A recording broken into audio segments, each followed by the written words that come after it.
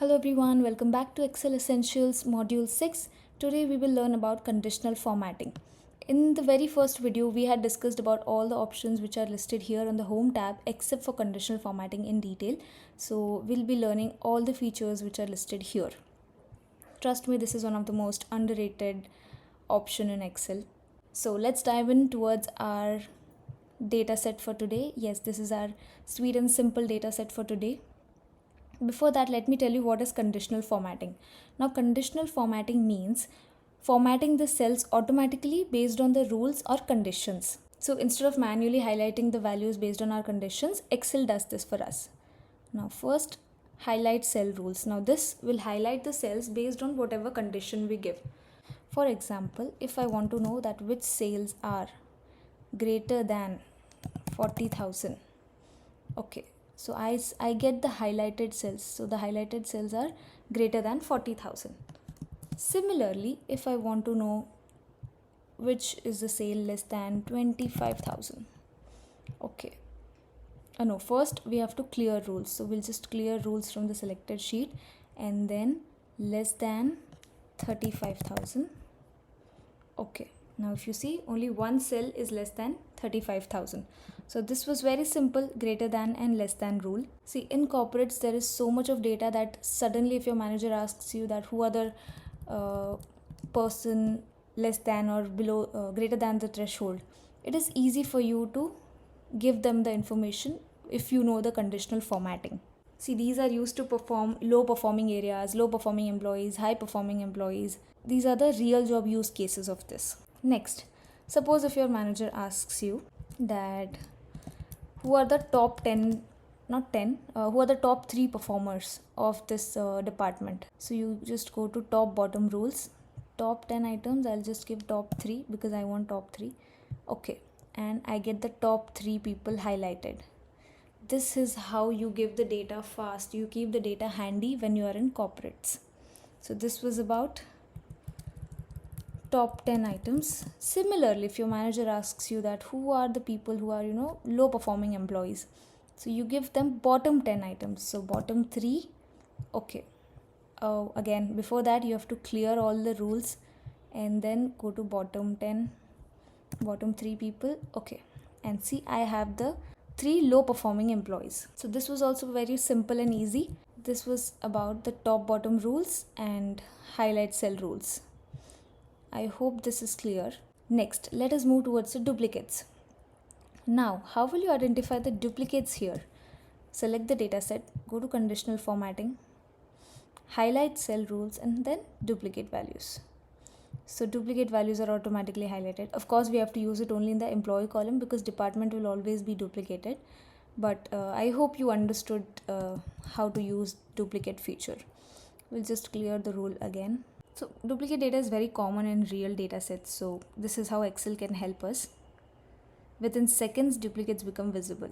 Now, let us make our reports more visual. And we will do that by using data bars.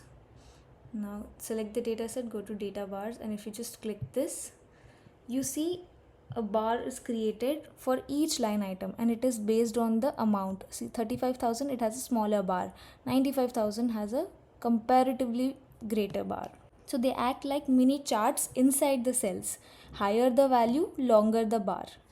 These are used in sales reports, performance dashboards, KPI tracking, that is key performance indicators. There are many other options also available in data bars, many other colors, so you can use accordingly. See? So I would recommend you to try each one and see, the more you explore, the more you learn. So this was about data bars. Next, clear. Going towards the next feature, color scales. Now if I'll just show you one for example. Now, the higher values get one color, lower values get another color. These color scales help us understand the pattern. See, first 95,000 is the higher, so it is green. Then 85,000, it is little less light green. And then 72. Similarly, for lower items, 28, 35, 35, these are in the red shade. So this is how color scales are helpful. See, without even reading a number, we can spot that yes, green means it's a good performing number, and red is something where it is highlighting a concern. So this was about color scales. So we clear the rule of color scale, and then next, icon sets. Here you have icons, that is indicators. This makes the look even more professional. These are the visual indicators. If you see, if it is a high performing employee, automatically a green symbol is added. If it is a low performing employee, red, and then average has yellow indicators. See, these are used in dashboards to show improving performance or declining performance, or the target is achieved in that way. So this was about, there are many more symbols, so I would definitely recommend you to check each one. And let me clear the rules. So this was a very short session on conditional formatting. So today we learned greater than, less than, top 10 items, bottom 10 items, duplicate values, data bars, color scales, icon sets. See, most beginners use Excel just to enter the data, but professionals use Excel to tell story with the data. And this is how conditional formatting tools help us to make the story even more interesting. So, conditional formatting is one of the easiest way to make your reports smarter, more insightful, and more professional. Alright, these are the exercises for today. This topic was very small, so the exercise is also very small. So using the dataset which I had shown in the video, you need to perform these for the first project, and for second project this is the dataset and you have to perform these tasks. So this topic was pretty simple and easy. I hope it is clear, and do let me know if you have any doubts. Also, in case you like the video, don't forget to like, comment, share, and subscribe. Share it with the people who want to learn Excel but they're not finding any right teacher for it. So entire Excel course is uploaded online, so trust me, it is very useful for freshers especially. Okay, so that was about conditional formatting. Now, since we had covered already the options which are listed here in the home tab, let us move towards the insert tab, keeping it very short and crisp because we are not going into too many details. So now in insert tab you will find the pivot table option, and then pictures. If you want to insert any kind of pictures, you can insert here. Shapes, if you want to insert any kind of shapes, this is the symbol which is helpful for you. And then charts, as I have discussed in my last video, these are the various types of charts which are available. And then if you want to insert any kind of header, footer, or a text box, or any kind of comment, suppose I want to insert a new comment here that this module is done. So see, new comment is inserted. Whenever you hover here, you get the comment here visible. So that was about comment. So this was pretty simple. Insert tab.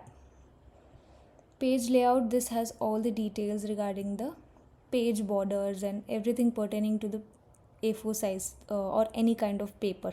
So if you want to insert any kind of color, you have the color scales here. If you want to insert margins, you can modify here accordingly. Orientation, if you want portrait or landscape, especially while printing. Size of paper can be changed here. Page breaks, if you want any. This is particularly for printing purpose. You can adjust your format accordingly here.